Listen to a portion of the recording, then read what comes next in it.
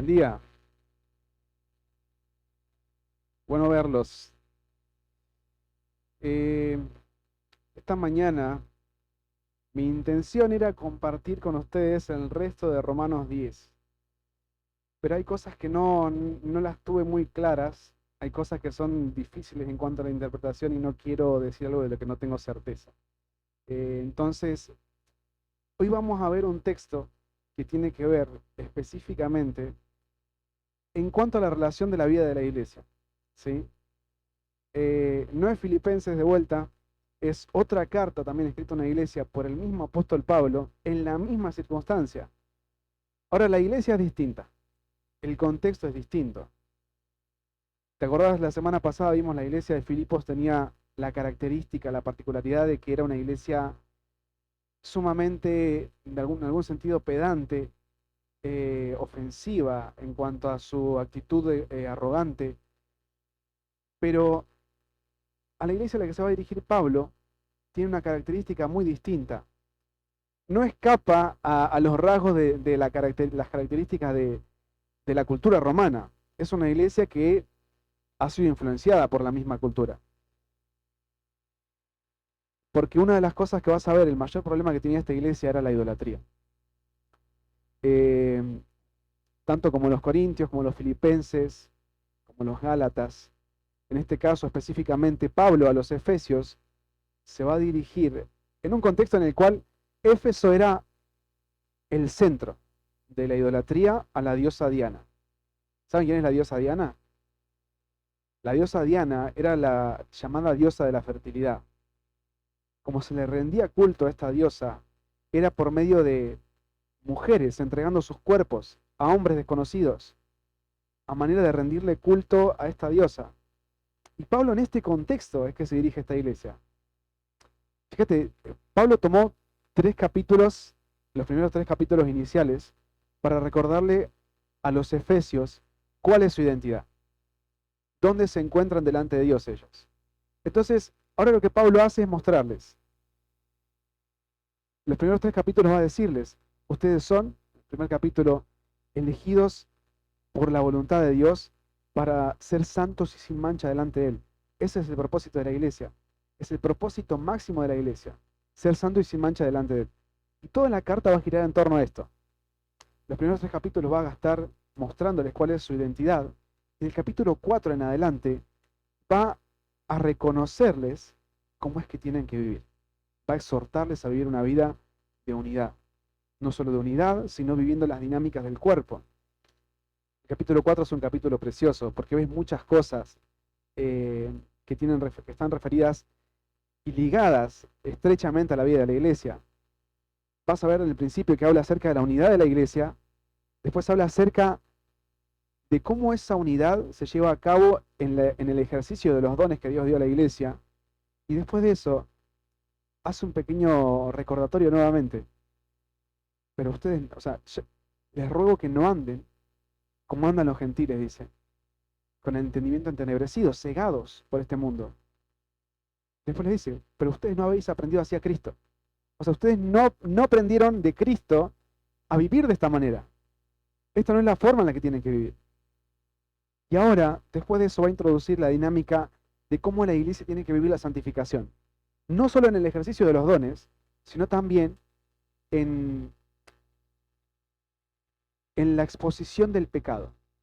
¿Qué quiero decir con esto? No te hablo de una exposición como una galería de arte, te hablo de una exposición en la cual el pecado es confesado, es expuesto, uno se arrepiente, se despoja de ese pecado y vive ahora conforme a las nuevas obras que Dios preparó de antemano para que anduviésemos en ellas. Para que anduviéramos en esas obras que Dios preparó para el nuevo hombre.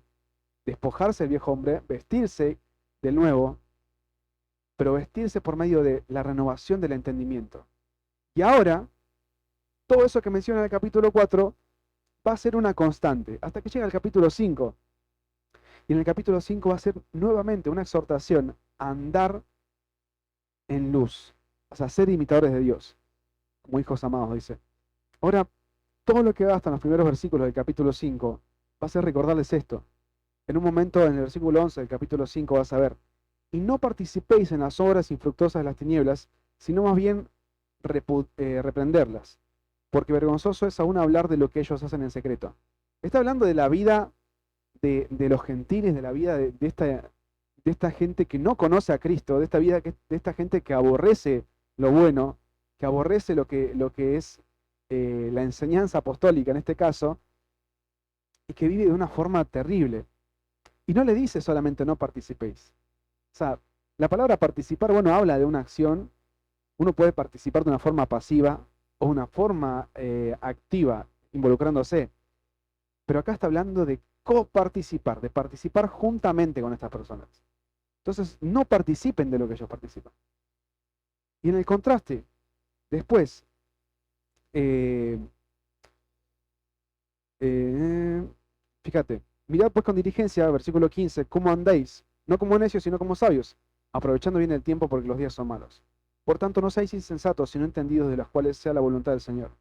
Ahora, Pablo le va a decir, no anden de esta forma, no participen juntamente con ellos, no vivan de la manera en la que ellos viven, vivan conforme a lo que entendieron, a lo que aprendieron de Cristo. Y ahora vamos a ver nosotros del versículo 21 al 33. Y esto es un segmento de las relaciones en la vida de la iglesia. Un segmento de las relaciones en la vida de la iglesia. Pero específicamente en el segmento que vamos a agarrar nosotros, vamos a ver algo muy preciado, algo muy valioso, que es una sombra de lo eterno. Una sombra de lo eterno. Versículo 21 al 33, leemos. Someteos unos a otros en el temor de Dios.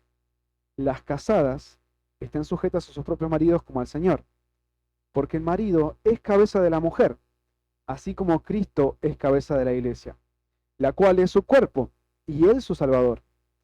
Así que, como la iglesia está sujeta a Cristo, así también las casadas lo estén a sus maridos en todo.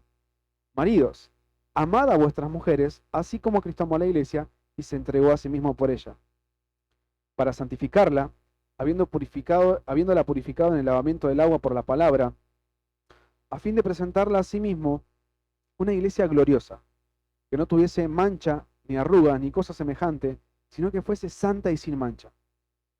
Así también maridos deben amar a sus mujeres, como, como a sus mismos cuerpos. El que ama a su mujer, a sí mismo se ama, porque nadie aborreció jamás su propia carne, sino que la sustenta y la cuida, como también Cristo a la iglesia, porque somos miembros de su cuerpo, de su carne y de sus huesos. Por esto dejará al hombre a su padre y a su madre, y se unirá a su mujer, y serán una sola carne. Grande es este misterio. Mas yo digo esto respecto de Cristo y la iglesia. Por lo demás, cada uno de vosotros ame a su mujer como a sí mismo, y a la mujer, perdón, y la mujer respete a su marido. Este, este pasaje va a mencionarnos algo, va a introducir todo el pasaje con una premisa. Y de acá vas a ver, lo que vamos a ver ahora va a ser la relación entre marido y mujer, pero no solamente esto. Te dije al principio, es una sombra de lo eterno, es una sombra de la relación entre Cristo y la iglesia. Y vas a ver cómo en el desarrollo del texto todo esto se va entrelazando. Todo esto se va entrelazando. Pablo va a explicarte cuál es la relación que Cristo tiene con la iglesia y a su vez va a ir desarrollando cuál es la relación que tiene el hombre con la mujer en el matrimonio. Más adelante, capítulo 6 va a hablar acerca de los padres y los hijos, y después va a terminar hablando de los siervos y de los amos, de aquellos a quienes son, a quienes sirven. Entonces, vas a ver cómo esto es parte de o sea, es un segmento de todo un texto que va a ser, va a partir de acá, de someterse unos a los otros. Y ahora, cuando ves en el versículo 21, someteos unos a otros, ¿qué quiere decir esto? Someteos unos a otros. Ahora, yo tengo que vivir una vida de sujeción, claramente, principalmente a la palabra de Dios, principalmente a Cristo. Lo que dice acá es someteos unos a otros en el temor de Dios. Ahora, ese someteos es ponerme bajo sujeción, eh, es ponerme al servicio de. Ahora, yo no me pongo bajo sujeción, eh, por ejemplo, yo no tengo que entendiendo mi rol, ¿no? Obviamente, tenemos que distinguir esto. Someteos unos a otros implica entender el rol de cada uno. Porque yo no voy a hablarle, no voy a dirigirme al pastor como diciéndole, bueno, sometete a lo que te estoy diciendo. Porque no es mi rol, no es mi rol. O sea, tengo que entender. El unos a otros hace referencia a lo que tiene que suceder en la vida de la iglesia, respetando el rol de cada persona. No estamos hablando de jerarquía, estamos hablando de un orden que Dios estableció. Vimos la semana pasada el considerar a los demás como mi autoridad. ¿Se acuerdan? En Filipenses, el tener a los demás como superiores a uno mismo. Partiendo de eso, es entender, bueno, no solamente tengo que tengo que tenerlo como superior a mí mismo, tampoco tengo el derecho para hablarle como si fuera superior a él. O sea, que cada uno de nosotros tenga que vivir esa dinámica, no significa que tenga que tomar esto y sacarlo de contexto y decir, bueno, sometete a mí. Es lo que dice el texto, tenés que someterte a mí. En la iglesia tenemos que someternos unos a otros. Pero no es así. Acá lo que apela es al rol que tiene cada uno en la vida de la iglesia. Al rol que tenemos en relación a nuestras autoridades en la vida de la iglesia. En mi iglesia tenemos un cuerpo de ancianos. Yo no voy a dirigirme a mis ancianos como, como si yo fuera el anciano de la iglesia. Porque no tengo no hablo de la autoridad o el lugar o la posición. No tengo el derecho de hacerlo. Yo lo tengo que considerar. No solamente porque la Biblia me manda a considerarlo como superior a mí mismo, sino que tengo que considerar mi rol dentro de la iglesia. Yo estoy sujeto al liderazgo de mi iglesia. Estoy sujeto a mis ancianos. Yo no puedo ponerme en el lugar de ellos. Entonces, este someteos unos a otros hace referencia a esto, al rol que cumplimos dentro de la vida de la iglesia. A no querer tomar el lugar que no nos corresponde. Ahora, fíjate, cuando habla de esto, hace una eh, hace una clara referencia a lo que mencionábamos al principio. ¿Te acordás que te mencioné Efesios 4, 1 y 2? Yo pues preso en el Señor, os ruego que andéis como es digno de la vocación con que fuisteis llamados, con toda humildad y mansedumbre, soportándoos con paciencia los unos a los otros en amor. Hace referencia a esto, la actitud que tienen que tener, considerando su rol, cada uno de nosotros considerando nuestro rol en la vida de la iglesia, como una actitud de humildad, una actitud de mansedumbre. Todo esto afecta a la membresía de la iglesia. Cuando Pablo habla después de mostrar en en el capítulo 4 cómo tienen que vivir la santificación, la lucha con el pecado, el despojarse del pecado, del viejo hombre, vestirse del nuevo hombre, en un momento habla, dice, por lo cual, desechando la mentira, hablad verdad, cada uno con su prójimo, porque somos miembros los unos de los otros. Hay una relación mutua en la vida de la iglesia. Hay una interacción que es necesaria. Y hay una interrelación. No estoy separado, no estoy aislado de la membresía de mi iglesia. No estoy aislado del cuerpo de Cristo. Lo que hago tiene que ser considerando mi rol en el cuerpo de Cristo. Tiene que ser considerando dónde el Señor me puso.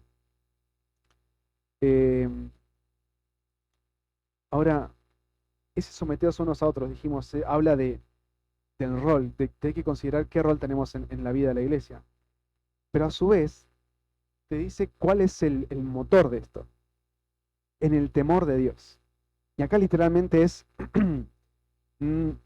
nuestra Biblia, Reina Valera, tiene literalmente en el temor de Dios. Pero habla específicamente en el temor de Cristo. ¿En qué cambia esto? Bueno, entendemos, hoy podemos obedecer a Dios, lo hablamos constantemente esto. Hoy tenemos la capacidad de obedecer a Dios. Si hemos sido salvados, si hemos sido regenerados por la obra del Espíritu Santo, tenemos la capacidad de obedecer a Dios. Ahora, literalmente, esa palabra temor no habla de ser reverente con otra persona. Habla de terror. Habla de miedo. Vos me dirás, ¿por qué tengo que tenerle miedo a Dios si Él me salvó? ¿Por qué? Porque Dios, cuando Cristo habló con sus discípulos, le dijo, Él no solamente puede quitar la vida, o sea, Él no puede destruir, no solamente puede destruir la vida, Él puede destruir la vida y el alma. Él es santo, Él es justo y Él es perfecto. Tengo que conducir mi vida en temor. Tengo que andar constantemente en temor de Dios. Sí, en reverencia a Dios, en gratitud, en respeto a Dios, pero en temor. El temor a Dios va a mostrar dónde está puesto mi corazón en relación a la persona de Dios. ¿Y por qué te menciona que ese temor tiene que ser en la persona de Cristo? Pablo muestra constantemente que la iglesia es beneficiada en muchos aspectos, en muchísimos aspectos, en la persona de Cristo. Fíjate en el versículo 3 del capítulo 1. Bendito sea el Dios y Padre de nuestro Señor Jesucristo, que nos bendijo con toda bendición espiritual en los lugares celestiales en Cristo. Versículo 12 del capítulo 1. A fin de que seamos para alabanza de su gloria, nosotros los que primeramente esperábamos en Cristo. Aún estando nosotros muertos en nuestros delitos y pecados, nos dio vida juntamente con Cristo. Por gracia sois salvos. Capítulo 2, versículo 5. Versículo 6. Y juntamente con Él nos resucitó, y asimismo nos hizo sentar en los lugares celestiales con Cristo Jesús. Versículo 10, capítulo 2. Porque somos hechuras suyas, creados en Cristo Jesús para buenas obras, las cuales Dios preparó de antemano para que anduviésemos en ellas. Ahora, constantemente se ve este patrón. Constantemente se ve este patrón. La iglesia, en sujeción a Cristo, en el conocimiento, en la disposición a someterse a Cristo, es beneficiada. En todos estos aspectos, en la espera de lo eterno, en el haber recibido las bendiciones espirituales que van a venir y que hoy gozamos de ellas en la vida de la iglesia, en Cristo Jesús. Todas estas bondades por parte de Dios eh, son parte de lo que ahora menciona en el temor de Dios. Todas estas bendiciones y medios de gracia que Dios dio son para la edificación del cuerpo, para la edificación de la iglesia. El temor de Dios, el temor de Cristo en este caso, es para lo mismo, tiene el mismo propósito, que la iglesia sea edificada, que la iglesia sea santificada. Y en cada aspecto y en cada relación, porque te acordás que te mencioné al principio, esto solo es un segmento. Pablo va a tocar distintos tipos de relaciones: matrimonio, paternidad y el ámbito laboral. Y en cada una de las relaciones va a mostrar cuál es el motor. El someterse uno a otro no implica que el esclavo le va a hablar al jefe como si fuera su esclavo. O sea, implica que cumpla y considere su rol. Lo mismo sucede en la vida del matrimonio, lo mismo sucede en la paternidad, como padres y como hijos. El hijo no le va a hablar al padre como si fuera su padre. O sea, como si su padre fuera su hijo, quiero decir. O sea, considerando su rol en temor de Dios. Y ahora, en el versículo 22, va a pasar va a dar paso a esta relación en cuanto al matrimonio. Y vas a ver, nosotros tenemos las casadas estén sujetas a sus propios maridos. Pero la traducción tiene esa intención de que nosotros podamos entender. En el texto original lo que ves es las casadas a sus propios maridos. Es todo lo que ves. Porque como te dije, no hace falta repetirlo. Anteriormente ya te dio qué es lo que tiene que suceder y en relación a qué tiene que suceder, en relación a Cristo. Las casadas a sus propios maridos. Ahora,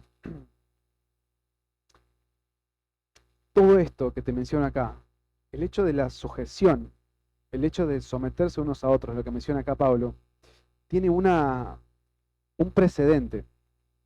Versículo 18 del capítulo 5. No os embriaguéis con vino, en lo cual hay disolución. Antes bien, sed llenos del Espíritu, hablando entre vosotros con salmos, himnos y cánticos espirituales, cantando y alabando al Señor en vuestros corazones, dando siempre gracias por todo al Dios y Padre en el nombre de nuestro Señor Jesucristo. O sea, todo lo que vas a ver acá, una vida de sujeción, una vida en la cual la iglesia se somete en relación a cuál es su rol en la vida de la iglesia, en el ámbito matrimonial, en el ámbito de la paternidad, en el ámbito laboral. Es una vida de una persona que vive la llenura del Espíritu Santo, que ha sido llena del Espíritu Santo. Ahora, Pablo les mencionaba, como te decía antes, les mencionaba, no habéis aprendido hacia Cristo. Y las mujeres, entendiendo el contexto de lo que te mencioné al principio, la idolatría que se vivía en relación a la diosa Diana, entendiendo el contexto griego acá, las mujeres para el hombre, sencillamente la mujer era un objeto, literal. O sea, varios filósofos, no te voy a decir los nombres porque no los recuerdo a todos, pero mencionaban acerca de la mujer. La mujer tenía que entender, según lo que mencionaban ellos, que ellas no estaban casadas con sus maridos por placer. Ellas solamente estaban casadas por honor. Porque mujeres, muchas veces, esposas, a sus maridos, les reprochaban que tenían, o sea, que se relacionaban con otras mujeres.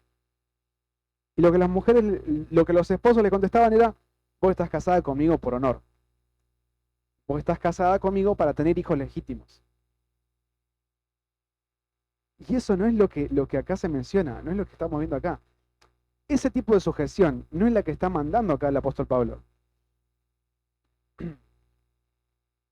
Esto va a afectar mucho el pensamiento cultural de ese entonces. Las casadas estén sujetas a sus propios maridos. Fíjate, la mujer también tendía a una vida de inmoralidad. La mujer también tendía a una vida de inmoralidad. Y a lo que hace referencia acá Pablo es, no a cualquier hombre, a tu marido. La relación que tenés con tu marido es exclusiva. La relación que el hombre tiene con la mujer es exclusiva también.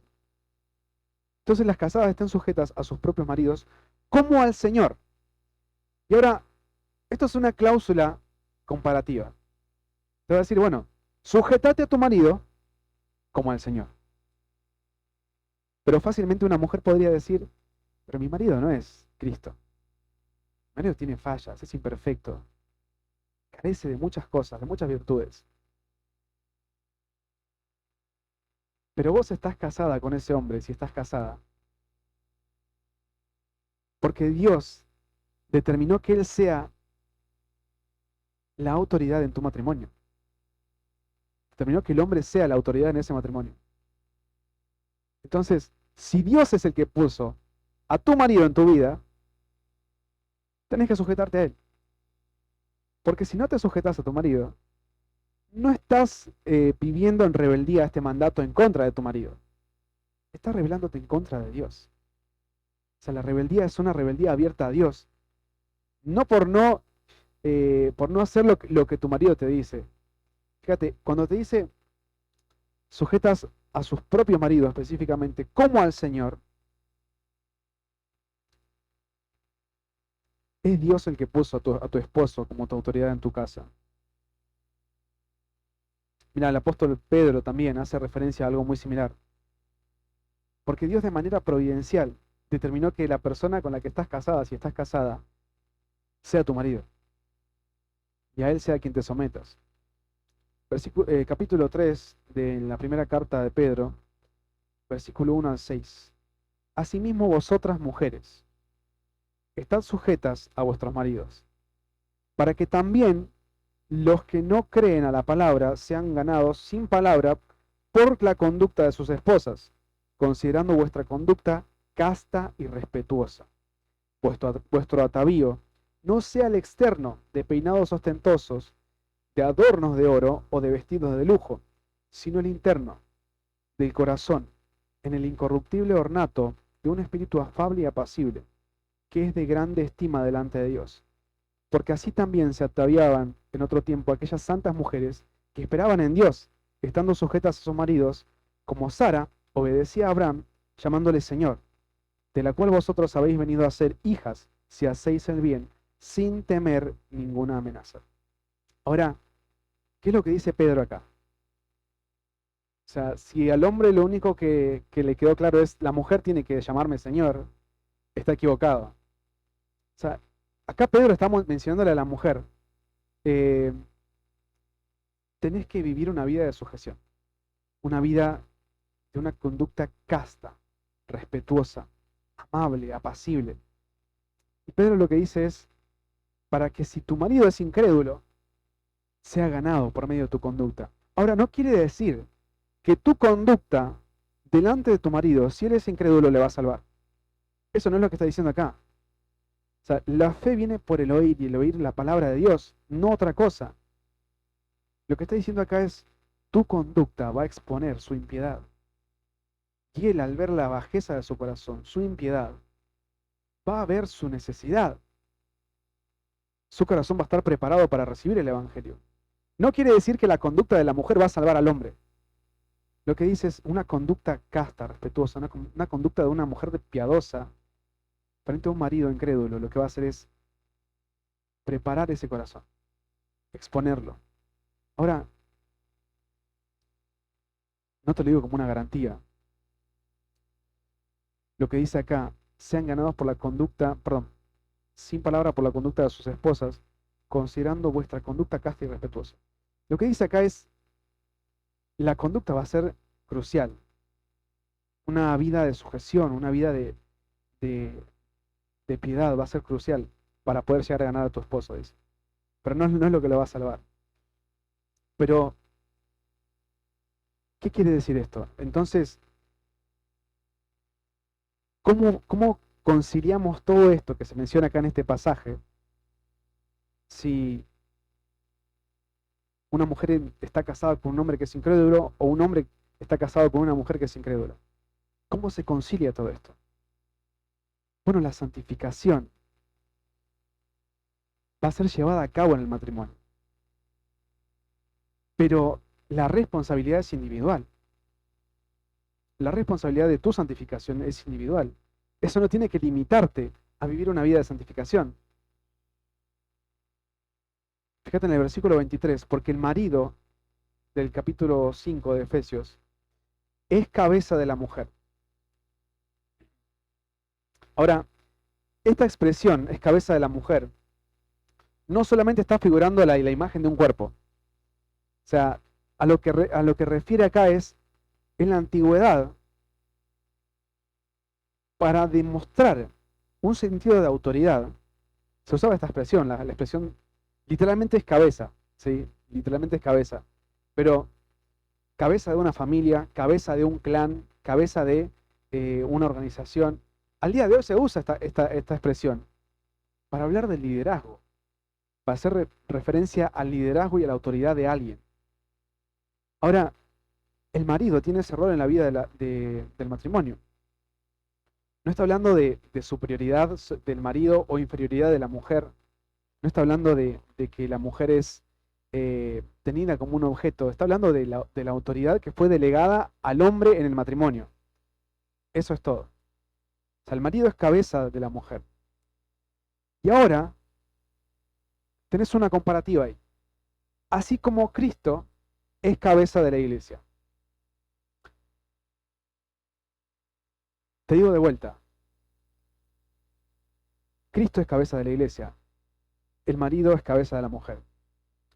Está poniendo el liderazgo de Cristo frente a la vida de la iglesia con el liderazgo que tiene que ser, no que es. Cuidado con esto. Porque no es naturalmente. Tiene que suceder.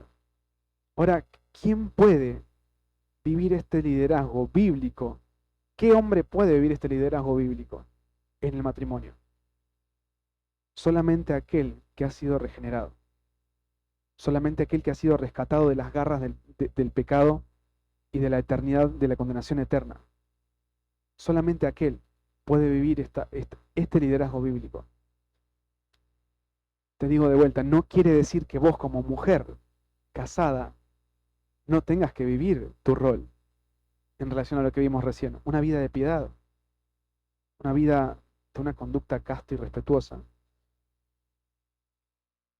Así como el hombre, tiene que vivir esa dinámica de liderazgo, el hombre que es creyente, el hombre que ha sido rescatado de la esclavitud del pecado, tiene que vivir el liderazgo en la familia como Cristo lidera y gobierna la iglesia. Y este concepto de gobierno no lo mires como un concepto de un tirano, de alguien que está, que es un dictador. Y aún si así fuera, es necesario para nuestras vidas. Hay una conducta de rebeldía natural en nuestros corazones. Con eso lidiamos al día de hoy. Pero fíjate, no habla de tiranía por parte de Cristo, habla de una relación natural, como liderazgo en la vida de la iglesia. Cristo es la cabeza de la iglesia, la cual es su cuerpo. Perdón, antes de pasar a la siguiente, hablando acerca del liderazgo de Cristo, ahí en el capítulo 1 de Efesios, versículos 22 y 23, va a hablar a qué punto Cristo es cabeza, no solamente de la iglesia, sino de la creación. Versículos 22 y 23. Y sometió todas las cosas bajo sus pies, y lo dio por cabeza sobre todas las cosas a la iglesia, la cual es su cuerpo, la plenitud de aquel que todo lo llena en todo. Cristo es no solamente la máxima autoridad sobre la iglesia, Cristo es la máxima autoridad sobre la creación. Dios sujetó todas las cosas a los pies de Cristo. Él es la máxima autoridad sobre la creación. Ahora, Pedro también menciona algo en cuanto al liderazgo en relación a los hombres. Versículo 7, al final, la continuación de lo que te mencioné en el pasaje anterior, del capítulo 3, de la primera epístola de Pedro. Vosotros maridos, igualmente vivid con ellas sabiamente, dando honor a la mujer como a vaso más frágil, como a coherederas de la gracia de la vida, para que vuestras oraciones no tengan estorbo. Fíjate lo que sucede acá. No es solamente hacia la mujer a quien se dirige. Primero, Pablo gastó tiempo hablando acerca de esto. Ahora va a mostrar la relación que tiene el hombre en la vida de la iglesia. El hombre tiene que considerar a su esposa como vaso frágil. Tiene que darle honor. No es tomar este texto y decir, yo soy la cabeza del matrimonio, así que haz lo que te digo, porque yo soy la cabeza del matrimonio. No es eso. No es eso. El liderazgo que Cristo vive para con la iglesia no se ve así. No se ve así. Te dije recién, el liderazgo de Cristo para con la iglesia no es el liderazgo de un tirano, de un dictador. Es un liderazgo de amor, de entrega, de respeto. Mira, la cual es el cuerpo y él su salvador. Ahora, ¿te acordás que al principio te mencioné todo este concepto del matrimonio como una sombra de lo que realmente es la imagen central de toda la creación? La relación de la iglesia con Cristo se ve entrelazado acá. Y ahora mirá, la cual es el cuerpo y él es su salvador. ¿A qué se refiere con esto? Bueno, la iglesia es el cuerpo de Cristo y lo vemos constantemente en relación a cómo tiene que vivir la iglesia en sujeción a Cristo, de nuevo, y cómo tiene que vivir la iglesia en las relaciones mutuas. Esto en relación a la iglesia. Y Él es su Salvador, hablando de Cristo como su Salvador. Pero también está entrelazado en la relación que tiene el hombre con la mujer. ¿qué significa que el hombre sea el salvador de la mujer? Porque también hace referencia a esto Pablo. Pablo va a ir en un paralelismo constante. La relación de la iglesia con Cristo, la relación del hombre con la mujer. Entonces, en ese paralelismo constante que va a marcar Pablo, va a mostrarte acá. Él es el salvador de la mujer. El hombre es el salvador de la mujer. ¿Pero en qué sentido es el salvador? No en un sentido de justificación. El hombre no puede dar justicia a una mujer. Es igual de pecador que una mujer. Cualquiera de nosotros comparte la misma condición de pecado. Entonces, ¿en qué sentido es su salvador? Te dije al principio, el hombre es el salvador de la mujer, pero en relación al rol que va a tomar en la vida del matrimonio, a la vida de santificación mutua en el matrimonio.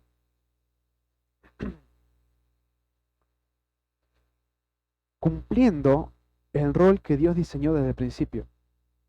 No de otra forma. No va a justificar a la mujer, no va a otorgar justicia, no va a otorgar gracia delante de Dios. Porque el hombre es igual de pecador. El rol que cumple ahora el hombre para con la mujer en el matrimonio es el diseño que Dios determinó. De esa forma, la santificación, de la forma en la que Dios la diseñó, se hace posible. Se hace posible en el matrimonio.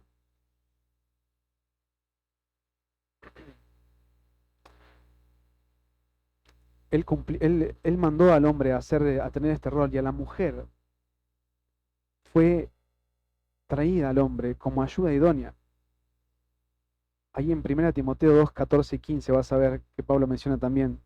Y Adán no fue engañado, sino que la mujer, siendo engañada, incurrió en transgresión. Pero se salvará engendrando hijos si permaneciere en fe, amor, santificación, con modestia. Ahora, la mujer dice acá que también se va a salvar engendrando hijos. ¿Qué quiere decir esto? Que si una mujer es soltera, ¿no se va a salvar? Que si una mujer no tiene hijos, ¿no se va a salvar? Claro que no está diciendo eso. El pasaje hace referencia claramente a la santificación. O sea, el rol que Dios diseñó en la vida del matrimonio, la mujer engendrando hijos, el hombre cumpliendo el rol de protector, de proveedor para la mujer, de pastorear su corazón, el hombre cumpliendo ese rol, la mujer cumpliendo el rol de ayuda idónea, engendrando hijos, va a vivir una vida de santificación como Dios lo diseñó. Va a vivir una vida en el diseño de Dios.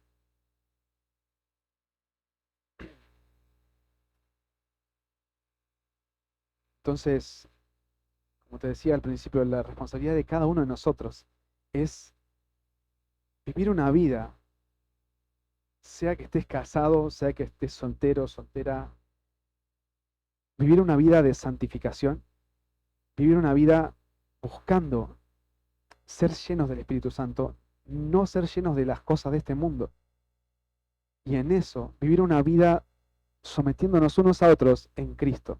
Ahora, recordad, sometiéndonos unos a otros es reconociendo el rol que tenemos en el diseño de Dios, en la iglesia y en el matrimonio.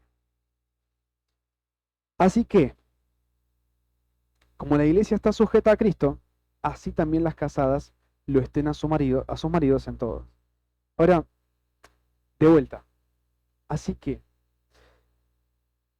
de la misma manera que la iglesia está sujeta a Cristo, la misma relación que vive la iglesia con Cristo, de sujeción, de servicio, de sujeción al liderazgo de Cristo. La iglesia tiene que tener a Cristo por la cabeza, o sea, como autoridad. La mujer igual, tiene que tener a su marido como autoridad en su casa, como su cabeza. Ahora, si tu marido, si sos una mujer y me decís, pero mi marido no cumple el rol que tiene que cumplir.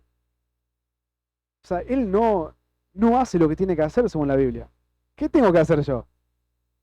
Bueno, cumplí con el rol que Dios te dio. porque tu marido no cumpla con el rol que Dios demanda, no quiere decir que vos tomes su lugar. La sujeción a tu marido se va a ver en eso. La sujeción a Cristo se va a ver en eso. En que no estás procurando tomar el lugar de tu marido. No estás procurando tomar el lugar que Dios no diseñó para vos. Y a su vez el hombre, de la misma forma. Una sujeción a Cristo, una sujeción en obediencia a lo que Dios dice, es tomar el rol que le fue asignado por Dios. Eh,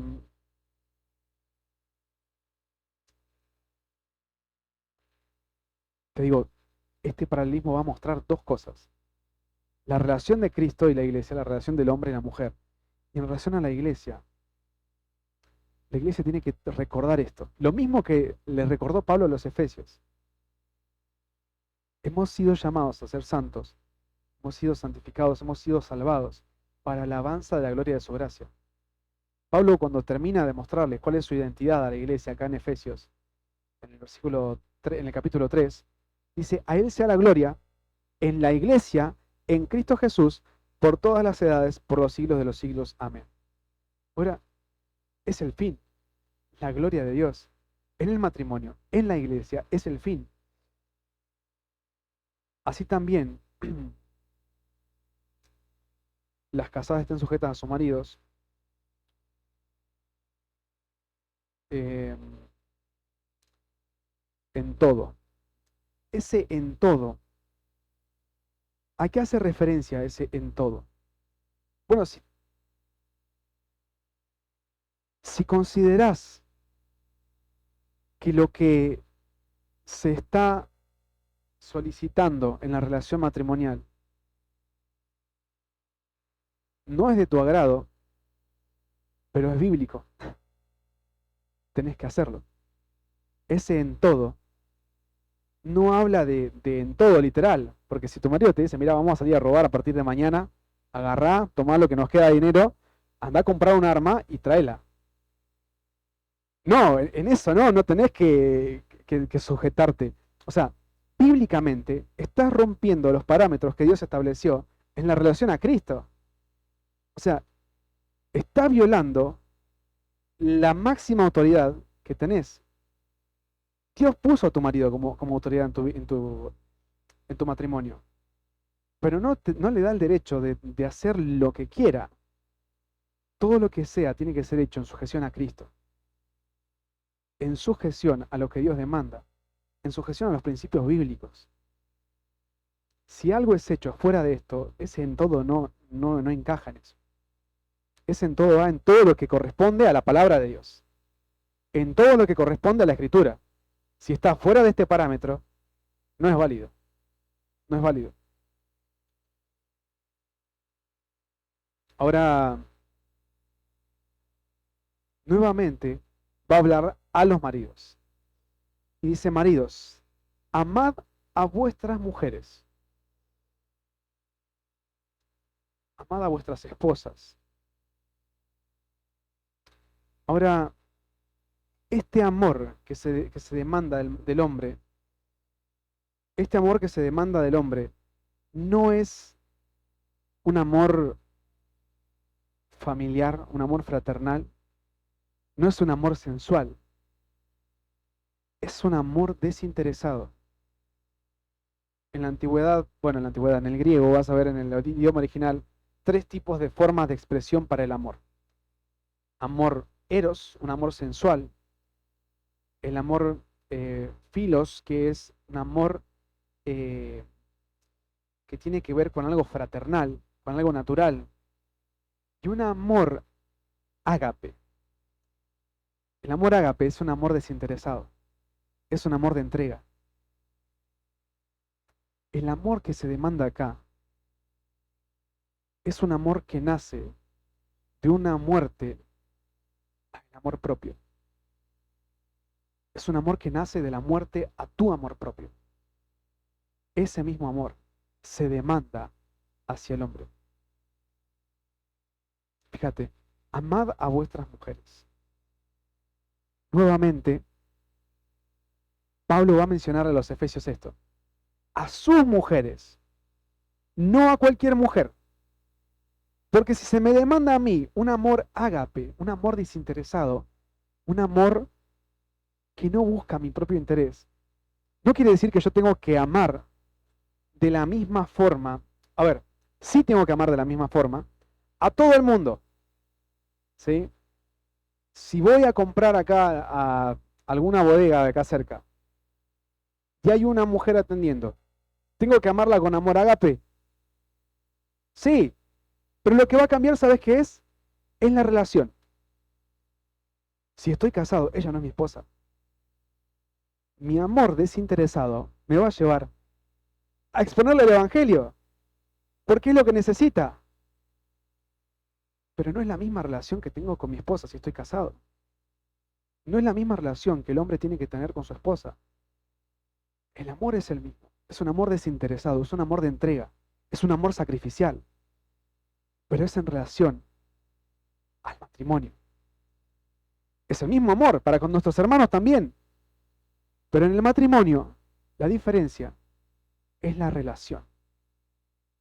En el matrimonio hay una relación de intimidad, y no te hablo de intimidad física, te hablo de intimidad de cercanía, de confianza, en esa intimidad. Eso es lo que va a cambiar todo, la relación que hay. Amad a vuestras esposas, así como Cristo amó a la iglesia. De nuevo te pone el ejemplo de Cristo. Primero te ponía el ejemplo de la iglesia sometida a Cristo, ahora te pone el amor de Cristo como ejemplo. Y de nuevo vas a ver acá, es el perfecto ejemplo acá. El ejemplo de amor. Un amor que no busca sus propios intereses. Un amor que no vela por su satisfacción, por su deleite. Un amor que muere a su amor propio. Bueno, Cristo en este caso es el modelo de amor para la vida matrimonial. Y en relación a la vida de la iglesia, Cristo amó a la iglesia. Ayer hablábamos con el grupo de jóvenes, veíamos un texto ahí en Génesis 3, cuando el hombre cae en pecado. O sea, el pecado ingresa al mundo, ingresa a toda la creación. Y después de esto, la promesa. ¿Qué promesa? Sí, no hay ninguna promesa, es una narrativa, me vas a decir. Pero claramente, cuando Dios se dirige a la serpiente, se dirige a Satanás, le dice, pondré enemistad entre ti, entre tu simiente, dice, y la simiente de la mujer. Y esta te herirá en la cabeza y tú le herirás en el calcañar, dice. ¿Qué quiere decir esto? Ese amor que Cristo mostró es desde ese entonces, desde el momento que el pecado ingresó al mundo, el amor de Cristo ya se ve manifiesto, porque en esa promesa ya se ve que Cristo va a traer victoria sobre el pecado, va a traer victoria sobre el pecado. El reino del pecado va a ser derrotado, y eso es lo que se ve ahí. Ahora, ese amor que Cristo manifiesta para con la iglesia es un amor hasta la muerte, hasta entregar su propia vida, si es necesario. Cristo dio su vida, pagó con la muerte que merecíamos morir, vivió la vida que no podíamos vivir. Hasta ahí llegó su amor, algo que para nosotros es imposible, pero somos llamados a seguir ese ejemplo, a seguir ese ejemplo de amor, el mismo amor de Cristo. Así como Cristo amó a la iglesia, el hombre tiene que amar a su esposa. Ahora te digo, como esposa, no pienses que no se te demanda el mismo amor. A toda la iglesia se le demanda el mismo amor. La misma intención de amar, el mismo tipo de amor, la misma cualidad de amor. Para toda la congregación, sea hombre o mujer. Pero en este caso, en la relación matrimonial, al hombre se le demanda que si es necesario entregar su propia vida por su esposa, así como Cristo amó a la iglesia, tiene que amar. Y se entregó a sí mismo por ella. Te digo, este es el patrón de amor que Dios mostró para con la iglesia en Cristo. Y al hombre es llamado no solamente en lo físico, te digo, de entregar su vida por su esposa, sino de desgastar su vida por su esposa, de esforzarse por santificarla. Lo vamos a ver más adelante. Para santificarla, habiéndola purificado en el lavamiento del agua por la palabra. El propósito de eso, del verbo que se ve anteriormente, amad, es un imperativo, no es una opción, a vuestras esposas. Es para santificarlas.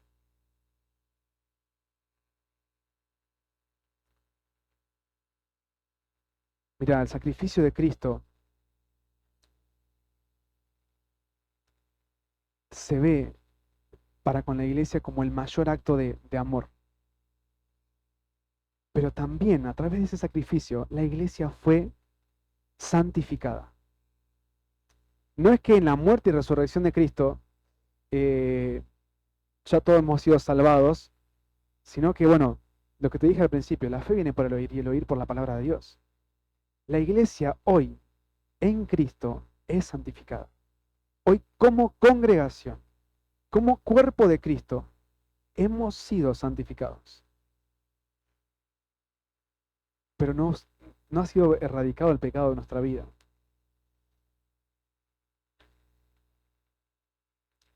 Tenemos que perseverar en la santificación, en la lucha con el pecado, en la búsqueda de la santidad. Ahora a nosotros se nos demanda como hombres esta tarea, entregarnos en esfuerzo, en desgastar nuestra vida por sacrificar, para sacrificarla en búsqueda de la santificación de la mujer. Al hombre se le demanda eso. Habiéndola purificado, dice, esto ya sucedió. O sea, Dios ya purificó a la iglesia. Pero ahora se pone este foco en el matrimonio, se pone la luz en el matrimonio. Y el perfecto ejemplo es la relación de Cristo y la iglesia. La iglesia ha sido librada de la contaminación del pecado. Ya fue limpia. Ahora, no fue librada de la presencia del pecado. Por eso constantemente somos llamados a la búsqueda de la santidad, a la lucha con el pecado.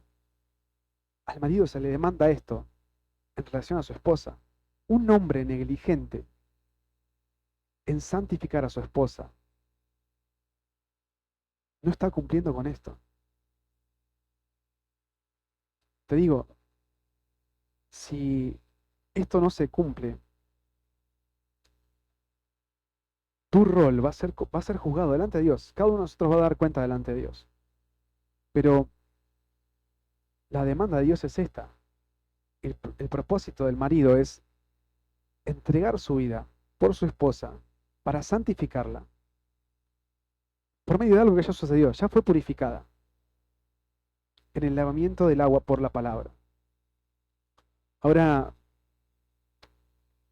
este pasaje acá en el lavamiento del agua por la palabra se torna un poco confuso, ¿no? Porque dice en el lavamiento del agua. No habla del bautismo, no habla de que el esposo bautiza a su esposa, no habla de que la iglesia al momento de ser bautizada como congregación recibe la santificación, sino que habla de que muchas veces en la escritura vas a ver en referencia a la imagen del agua, se habla del obrar del Espíritu Santo. Se habla del obrar del Espíritu Santo. Y podemos dar certeza de esto porque hace referencia a la palabra de Dios. O sea, la palabra de Dios es la fuente. La palabra de Dios es es la fuente por la cual nosotros recibimos el Evangelio. El Espíritu Santo de Dios obró en nosotros para traernos a salvación. Y el Espíritu Santo hoy obra en nuestra vida como iglesia y en el matrimonio para santificación. Pero te digo, la santificación, según el diseño de Dios, solo se da en un matrimonio que ha sido regenerado. Ahora, si hay una persona de ese matrimonio que no ha sido regenerada, no es que no vas a vivir la santificación. Lo que te quiero decir es, sos responsable por tu cuenta de cumplir lo que se te demanda en relación a tu esposo, en relación a tu esposa, pero luchar por tu santificación, lidiar con tu pecado. Aún si has llegado a Cristo en esta condición, confiando y dependiendo en Dios. El propósito de Cristo en cuanto a la iglesia, versículo 27, a fin de presentársela a sí mismo, una iglesia gloriosa, que no tuviese mancha ni arruga ni cosas semejantes, sino que fuese santa y sin mancha. El propósito de Cristo para la iglesia es presentársela a sí mismo sin mancha, sin contaminación, pura, en santidad. Y el marido tiene la misma tarea, en lo que debe procurar la santificación de su esposa, porque él va a ser quien presente a su esposa a Cristo. Ahora,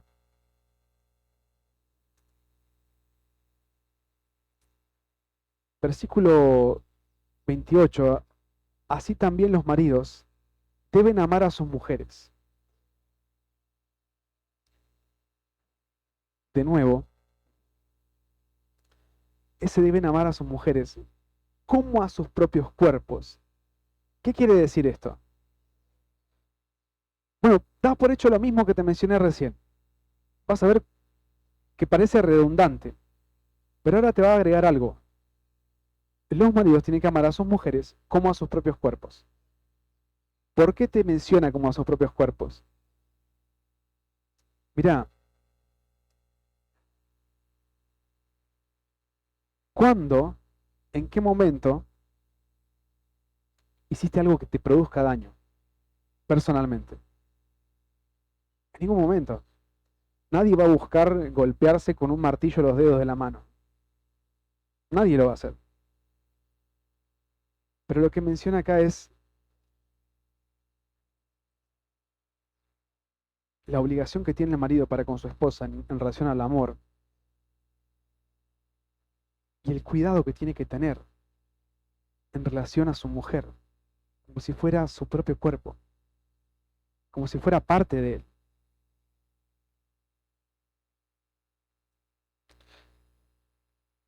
Fíjate, así también los maridos deben amar a sus mujeres como a sus mismos cuerpos. Es así también va a seguir la comparativa de la forma en la que Cristo ama a la iglesia. Pero el marido tiene que cuidar de su mujer como si fuera su propia vida. A eso es lo que se refiere. No solo en lo físico, sino en la vida espiritual. Procurar la santificación, la edificación y el crecimiento de su esposa. Porque dice, mira, el que ama a su mujer, a sí mismo se ama. ¿Qué quiere decir? Que si un marido ama a su esposa, es egoísta,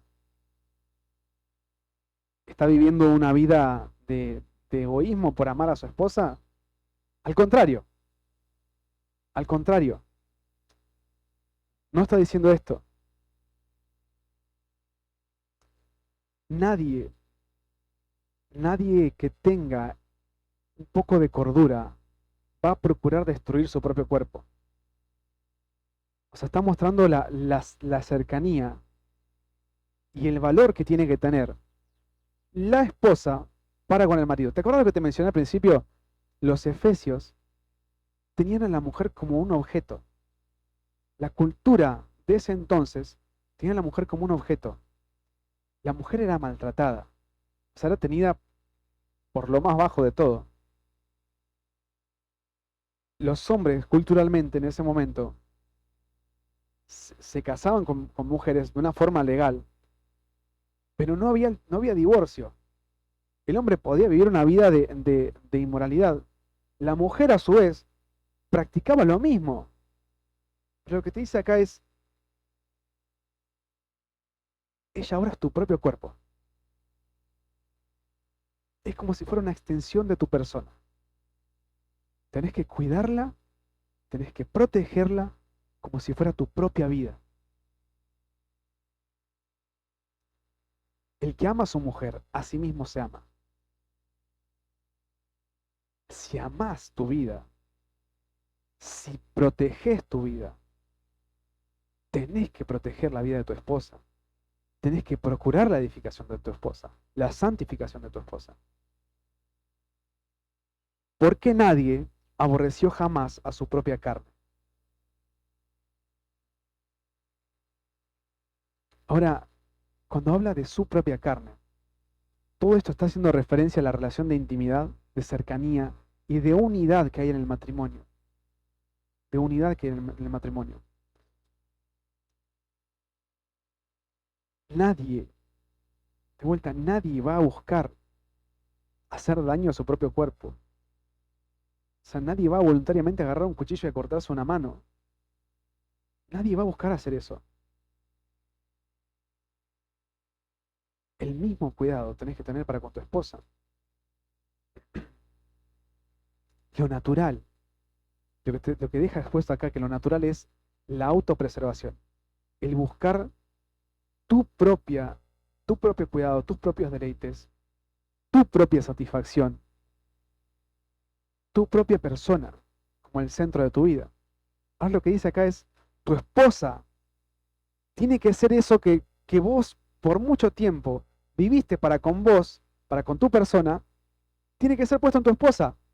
Ese deseo, esa responsabilidad que tenés para con tu esposa, tenés que vivirlo en relación a tu esposa, sino que la sustenta y la cuida, como también Cristo a la iglesia. Mirá, la sustenta y la cuida. Literalmente acá esa expresión sustenta es la nutre, la alimenta, le provee, le da lo que necesita y la cuida, la protege, la guarda.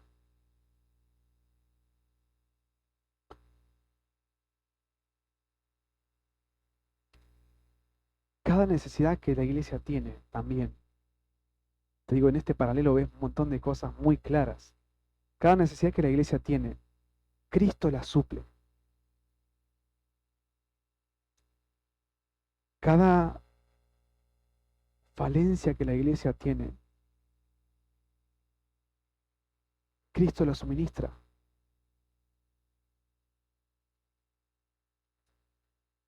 El hombre tiene que hacer lo mismo para con la mujer, sin reserva, sin privación. Tiene que buscar suplir las necesidades de su mujer.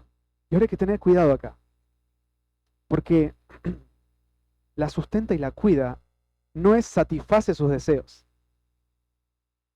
Y hay que tener mucho cuidado con esto, porque sustentar y cuidar no quiere decir satisfacer sus deseos, no quiere decir cumplir caprichos, no quiere decir eh, satisfacer los deseos de su carne, quiere decir suplir sus necesidades espirituales y físicas, sustentarla y cuidarla.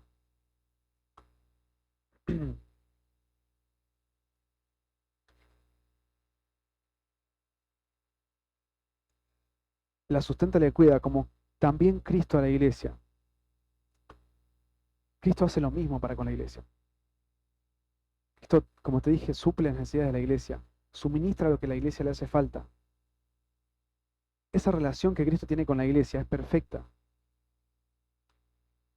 Él no nos ha hecho faltar nada. La relación que vos ves para con tu iglesia local es la relación que como hombre se demanda para el matrimonio. Porque somos miembros de su cuerpo. Hablando acerca de la iglesia o hablando acerca del matrimonio. Mira,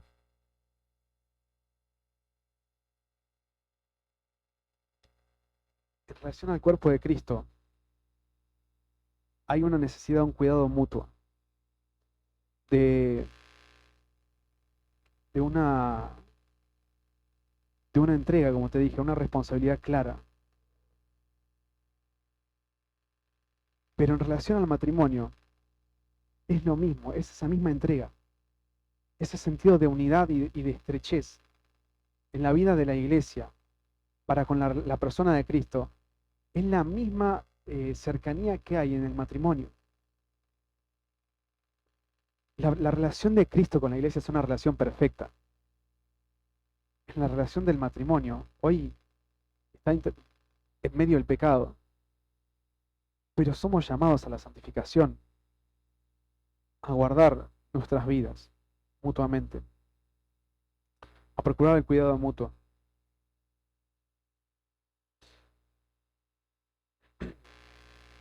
Ahora, pensando en esto, como el hombre natural cuida su propio cuerpo, Cristo ama a su iglesia. Cristo ama a su iglesia de esa misma manera. Y ahora, Pablo va a mencionar un pasaje acá. Volvemos a Génesis de vuelta. Y dice, por esto dejará el hombre a su padre y a su madre, y se unirá a su mujer, y los dos serán una sola carne. Pablo está haciendo referencia al primer matrimonio, a la primera pareja. Porque este es un texto del Antiguo Testamento, es un texto de Génesis, Génesis 2. Ahora, pensá en esto. Te dije, la relación matrimonial es solo una imagen de la relación eterna de Cristo con la iglesia. Y esto sucede desde antes de la caída, desde antes del ingreso del pecado al mundo. El matrimonio resulta en una imagen, una, una sombra de Cristo y la iglesia. Mira, en ese entonces, la iglesia, perdón, en ese entonces, Adán, para Adán, le fue traído una esposa, quien fue Eva, ¿no?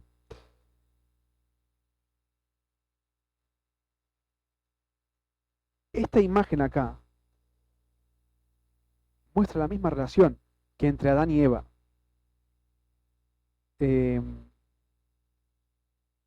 Eva fue creada para ayudar a Adán, fue creada para ser ayuda idónea a Adán, fue creada por causa de Adán. En este paralelo, la iglesia es para Cristo. La iglesia es para Cristo. Hemos sido constituidos el cuerpo de Cristo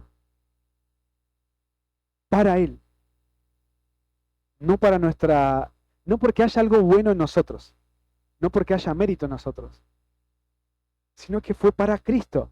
La iglesia fue constituida iglesia para Cristo. Mirá en Romanos 11:36. Porque de Él y por Él y para Él son todas las cosas. A Él sea la gloria por los siglos. Amén. 1 Corintios 8:6. Para nosotros, sin embargo, solo hay un Dios, el Padre, del cual proceden todas las cosas y nosotros somos para Él. Y un Señor, Jesucristo, por medio del cual son todas las cosas y nosotros por medio de Él. Colosenses 1:16, mirá.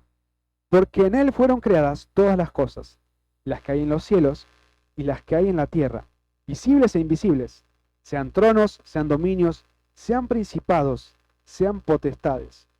Todo fue creado por medio de Él y para Él. La iglesia es por causa de Cristo. La iglesia es para Cristo. Grande es este misterio. Mas yo digo esto respecto de Cristo y la iglesia. Este misterio fue revelado. Ya quedó expuesto. Todo el capítulo 1, Pablo va a gastar mostrando cómo Dios decidió revelar este misterio. La persona de Cristo. La imagen de la relación de Cristo y la iglesia es tiene por sombra la imagen del matrimonio. Un amor sacrificial, un amor de entrega, un amor de respeto y sumisión. El matrimonio es un glorioso reflejo de la relación de Cristo y la Iglesia, que hasta este momento esa relación era desconocida. Esa relación entre esta imagen del matrimonio para con Cristo y la Iglesia era desconocida.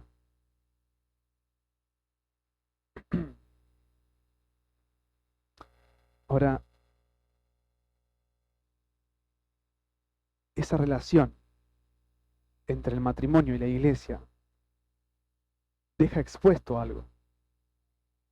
Tu matrimonio es el reflejo de la vida, de la relación entre Cristo y la Iglesia. Tu matrimonio es el testimonio de esto.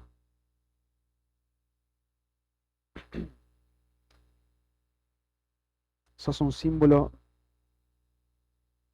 de exposición de esto en tu matrimonio.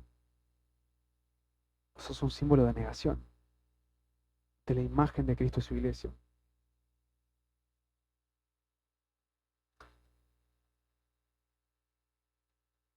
El punto de lo que se menciona en Génesis, de dejar a padre y madre para unirse a su mujer y ser una sola carne, ese pacto es una imagen, es una representación del pacto que existe entre Cristo y la Iglesia.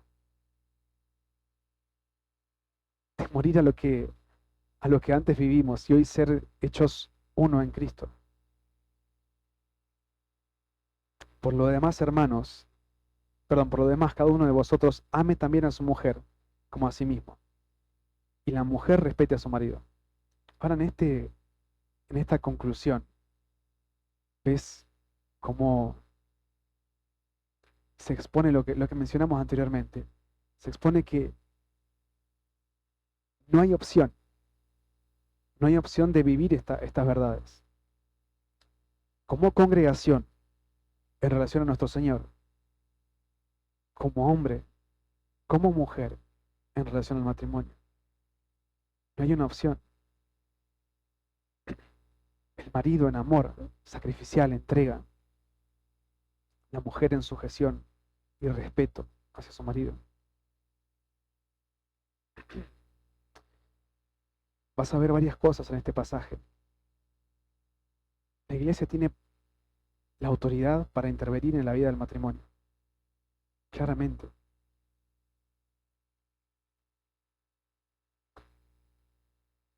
Toda la relación, las dinámicas en el matrimonio, como en la vida de la iglesia, tienen que ser llevadas a cabo en el temor de Cristo. Es inevitable.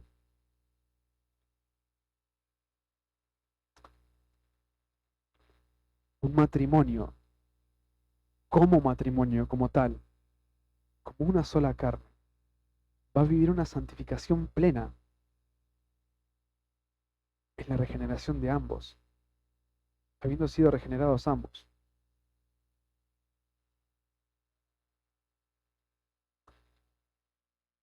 El mismo amor que se practica en la vida matrimonial es el mismo amor que se tiene que practicar en cualquier ámbito, considerando las relaciones. Todas estas cosas este pasaje nos va a mostrar. Y esto es a lo que somos llamados a obedecer. No pienses que porque sos soltero o porque sos soltera, esto no es para vos. O sea, yo soy soltero y entiendo hoy el temor con el que tengo que conducirme en el matrimonio, si Dios lo permite. Entiendo la responsabilidad que hay para el hombre en relación al matrimonio. Y no es una carga, es una tarea. Y no es una opción. ¿Sí? Oremos. Padre, te doy gracias, Señor, porque es solo tu palabra la que expone nuestras vidas, Señor, es solo tu palabra la que trae convicción. Y a través de lo que vimos recién, Señor, vimos con gran gozo la relación que hay entre nosotros, como iglesia, como congregación, entre Cristo. Señor, es tan valioso lo que hoy nos une. Esa sangre derramada, Señor, por lo cual Cristo ha entregado su vida, llegando a la muerte y resurrección, para que nosotros seamos beneficiados, Señor, con ese perfecto sacrificio. Y hoy, Señor, entendemos, tú eres nuestra máxima autoridad. Tú eres nuestra máxima autoridad, Señor. Te debemos sujeción, entrega, respeto, temor. Señor, usa tu palabra, Señor, para convertir nuestras vidas, convencerlas. Danos gracia para obedecerla. Y danos temor para conducirnos, Señor, en este día a día. Danos amor por tu iglesia local, Señor. Y ayúdanos a ver la necesidad que tenemos de nuestros hermanos y de ti. Gracias por este tiempo, Señor, por tu palabra. Dejo lo que resta de este día en tus manos, Señor, agradecido a ti y confiando en tu plenitud, soberanía, Señor. En el nombre de Cristo Jesús. Amén.